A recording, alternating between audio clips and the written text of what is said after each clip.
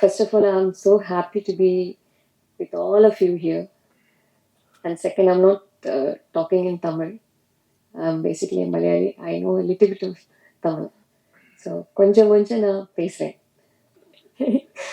uh, I have to tell one beautiful thing in this Madras Matinee movie is I didn't see any hierarchy. டிரெக்டருக்கு cameraman வி artist production boy எல்லாருமே equal same. அது வந்து film இண்டஸ்ட்ரியில் ரொம்ப கம்மி. So and the way how Karthik sir his debut film, but the way how he treated each and every person in the set, அது ரொம்ப முக்கியம். And I have to say thank you and thanks a lot for having such a gratitude and attitude. Second thing, Karthik sir's first movie, his own writing, his own production. So on the tension, Jasti, like all work is there, but not even 1 second he has shown that anger or frustration upon any of the people in the set. So on the patience, hats off to you. And third thing, actually I think even Kali Venkat sir will also say yes, we lived it. We were giving life to the character, and each and every character who has acted in this, I think they have the same comment. And when I actually watched the preview, எனக்கு தோணுது like each and every character was very important. Even the நாய்க்குட்டி,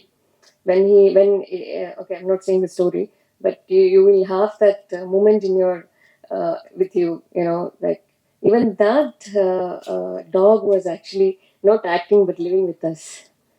So so I think I accidentally happened to be in this film only because of Karthik sir. And they all come from IT background, no film background, no film experience. He hasn't assisted with anyone, but the way how they dealt professionally with this film was marvelous. Even experienced film industry people will stand back, and I think we should study from it. And I have to say Monica and Shion, they were there looking after the production with no production experience, but fantastic, marvelous job. Thank you. So, and of course, Anand, I think அந்த வீடெல்லாம் வந்து ரொம்ப சின்ன வீடு, ரொம்ப light கம்மி, but the shots and the frames நீங்கள் பார்த்தேன்னா you can feel the natural light coming. Sometimes we had to shoot all that at night, but the way he has actually formulated the light and everything is a fantastic job. I felt so real and raw. அது ரொம்ப முக்கியம். That is basically the skin and layer of the film, and he has given life to that. Thank you so much, Anand, and Snehan sir, and Bala, the lyricist and the musician. I think if you notice, most of the hi-fi funda famous music directors, lyricists are all short like me, and he's also going to be like that, and he's already a remarkable person in that industry, already marked. So so yeah. And of course Roshni and my son, I think we lived, and I think I used to pull his leg a lot, and but I wanted to give him confidence. He used to lose like he's one who comes inside other tappa, is it okay, ange celebrity irukku, what I don't understand what do you mean by this celebrity and all. And so he'll be like standing apart. I'm like, why you do that? We all are together, we all are giving life, and once you go home, and that's the end of it. And if someone calls for the next movie, yes, we'll do, otherwise we'll be thinking who will be going to call us, waiting for an opportunity. So that's it. So I have to say thank you for all. Thank you, Dream Warrior Productions. And yeah, please make this movie a successful one for the media, because I think after a long time, knowing a film, having a film content which is very real to our life, which we all can relate. That is something, that is the content with this movie. So it's going to be real, and please promote us. Thanks a lot. எல்லாருக்கும் வணக்கம். Madras மேட்னியை dream warrior pictures நிறுவனத்து மூலமாக வெளியேற்றதில் ரொம்ப மகிழ்ச்சி. இன்னைக்கு cinema, Tamil cinema இல்லாமல் மொத்தம் இந்திய சினிமாவும் ஒரு முக்கியமான ஒரு காலகட்டத்தில் இருக்குன்னு நினைக்கிறேன். ஒரு இடைப்பட்ட நேரத்தில் நமக்கு இருந்த சில பிஸ்னஸ் அட்வான்டேஜஸ் வந்து நம்மளுடைய சுறுசுறுப்பை கொஞ்சம் குறைச்சிருச்சுன்னு சொல்லலாம். ஒரு மாதிரி நல்ல நிழல்ல இருந்தவங்களுக்கு திடீர்னு மார்க்கெட் சினாரியோலாம் மாறி எல்லாரும் எந்திரிச்சு நிழலை தேடி ஓடுற மாதிரியான ஒரு சினாரியோ இப்போ லாஸ்ட் ஒரு 1 இயராக இருக்கு. அண்ட் யார்கிட்ட பேசினாலும் ஒரு சின்ன குழப்பம் ஒன்று நான் பார்க்குறேன். இது இண்டஸ்ட்ரி எப்படி போகும், பிஸ்னஸ் எப்படி இருக்கும் அப்படின்னு. ஆனால் இந்த பக்கம் சடனாக திரும்பினா இல்லை, இண்டஸ்ட்ரி நல்லா தான் இருக்குது, நம்ம தான் மாற்றிக்கணும் அப்படிங்கிற மாதிரியான ஒரு இதை வந்து தியேட்டரில் நம்ம பார்க்குறோம்.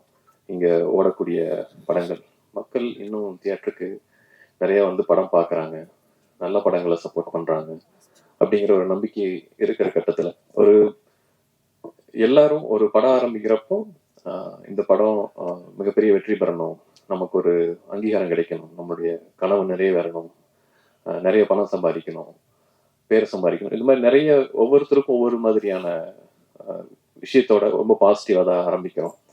ஆனால் ஆரம்பிக்கிற எல்லா படங்களும் அதே மாதிரியான அவுட்புட்டோட வந்து முழுமை பெறுறது இல்லை. அது ரொம்ப சிக்கலான ஒரு விஷயம். அதுக்கு நிறைய வெவ்வேறு விதமான கலைஞர்களுடைய என்ன சொல்றது, ஒரு சரியான ஒரு பொருத்தமான ஒரு ஒர்க் ஒன்று தேவைப்படுது. அந்த ஒர்க்கு நல்லபடியாக அமைஞ்ச ஒரு படமாக நான் மெட்ராஸ் மேட்னி படத்தை நான் பார்க்குறேன். ஏன்னா தனிப்பட்ட ஒருத்தரை வந்து நம்ம இந்த படத்துல வந்து இல்லை இவங்களோட ஒர்க்கு தான் பெஸ்ட் அப்படின்னு நம்ம சொல்லிட முடியாது. ஒவ்வொருத்தருடைய ஒர்க்கும் ரொம்ப இலகுவா அந்த படத்தை தாண்டி இல்லாம எல்லாமே படத்துக்குள்ள இருக்கிறது இந்த படத்தினுடைய ஒரு பெரிய அட்வான்டேஜ். நம்ம நிறைய படங்கள் பார்க்குறோம், இது வந்து இந்த படத்தினுடைய நம்மளை நினைச்சுக்கணும் அப்படின்னு சொல்லிட்டு பார்க்குறோம். அப்படி பார்க்குறப்போ ஒவ்வொரு படத்துக்கும் நம்ம இந்த படத்தை பண்றப்போ இது சரியான படமா இருக்கணும், ஒரு சரியான படத்தை தேர்ந்தெடுத்து பண்றீங்கிற ஒரு பேர் வரணும் அப்படிங்கறதுக்காக நம்ம நிறைய பண்றோம். அந்த விதத்துல இந்த படம் பார்த்த உடனே தோணுச்சு, இல்ல இந்த படத்தை நம்ம டிஸ்ட்ரிபியூட் பண்ணணும் அப்படின்னு சொல்லிட்டு. அதுக்கு விஷுவலா ஆகட்டும், இந்த ஸ்டோரி ஆகட்டும். ஏன்னா சின்ன பட்ஜெட் படம் இல்ல சின்ன படம் பெரிய படம் அப்படின்னு எப்பவுமே நம்மளே வகைப்படுத்திட்டே இருக்கோம். அப்படி இல்லாம இன்னைக்கு பெரும்பான்மையாக இருக்கக்கூடிய ஒரு மிடில் கிளாஸ் லைஃபை ரொம்ப யதார்த்தமா அதே நேரத்துல ரசிக்கும்படியா வந்து இந்த படத்தை வந்து சொல்லியிருக்காங்க. ஸோ மெட்ராஸ் மேட்னின்னு ஒரு மிடில் கிளாஸ் லைஃபை வந்து ஒரு மேட்னி ஷோவா நம்ம பார்க்குற மாதிரியான ஒரு அனுபவம் தான். நிறைய விஷயங்கள் ரொம்ப நாஸ்டாலஜிக்கா இருந்துச்சு. ஒவ்வொரு கேரக்டர்ஸும் நம்ம வாழ்க்கையில நம்ம பார்த்த கேரக்டர்ஸை திரும்பி பார்க்குற மாதிரி இருந்துச்சு. அதை திரு கார்த்திகேயன் மணி அவர்கள், ஏன்னா இது வந்து ஒரு தமிழ் படம் எல்லாமே ஒரு இன்டர்நேஷனல் படம் சொல்லலாம். ஏன்னா இதுல இன்டர்நேஷ்னல் ப்ரொடியூசர்ஸ் எல்லாம் இன்வால்வ் ஆயிருக்காங்க. ஸோ ஒரு 2 தயாரிப்பாளர்கள் இதில் வந்து அவங்க ஆல்ரெடி ஹாலிவுட் படங்களை எடுத்தவங்க எல்லாம். ஆனால் அவங்க மொத்தமாக இது வரைக்கும் அவங்க படம் பார்த்துருக்காங்க. ஓ பரவாயில்ல. ஏன்னா முழுசா அவர் திரு கார்த்திகேயன் அவர்களை நம்பி அவர் ஒப்படைச்சிருக்காரு. அதே மாதிரி அவருடைய டீமுக்கு இந்த படத்தை நம்பி ஒப்படைச்சிருக்காரு. இப்போ 2000 ரூபா தான் குறைச்சி மிச்சம் பண்ணி கொடுத்துருக்காங்க. பட் ஒரு படம் நல்லா வர்றது அவ்வளவு சந்தோஷமான விஷயம். ஏன்னா அதுல இருந்து அந்த படத்துல இருந்து ஒரு நல்ல ஒரு 3-4 மிக குறிப்பிடக்கூடிய நல்ல நடிகர்கள் வந்து வருவாங்க. அவங்க தமிழ் சினிமாவுக்கு ஒரு நல்ல கலர் கொடுப்பாங்க. அதே மாதிரி டெக்னீஷியன்ஸ் வருவாங்க. I feel Anand will be one of the notable cameraman அப்படின்னு நான் அப்படி இருப்பாருன்னு நான் நம்புறேன். ஸோ அந்த வகையில் அபிஷேக் எழுதி கொடுத்த எல்லாமே பேச முடியல. பட் ஓரளவுக்கெல்லாம் பேசியிருக்கேன்னு நினைக்கிறேன். அண்ட் இதில் நடிச்சிருக்க ஒவ்வொரு ஆர்டிஸ்டுக்கும் என்னுடைய வாழ்த்துக்கள், எல்லா டெக்னீஷியனுக்கும் நான் வாழ்த்துக்கள் நான் தெரிவிச்சுக்கிறேன். அண்டு ஸ்னேகன் சார், உங்களோட ஒர்க் ரொம்ப அருமையாக இருந்துச்சு. அண்டு பாலசாரங்கன் அவரோட ஒர்க்கு ரொம்ப நல்லா இருக்கு. அண்டு ஒரு ஒரு படம் பார்த்துட்டு இருக்கப்போ இந்த படத்துக்கு சத்யராஜ் சார் வந்து ஒரு முக்கியமான ரோல் பண்ணி கொடுத்தது எனக்கு ரொம்ப ஆச்சரியமா இருந்துச்சு. ஏன்னா ஒரு நல்ல படம் நடக்கிறப்ப எல்லாருமே அது தானா அது அமையும். இந்த படத்துக்கு அது எல்லாமே அமைஞ்சிருக்குன்னு நினைக்கிறேன். அதே வகையில் மக்களோட ஆதரவும் நல்ல வகையில் அமையும்னு நான் நம்புறேன். அண்ட் காளியங்க சார், உங்களோட ஒர்க் அருமையா இருந்துச்சு.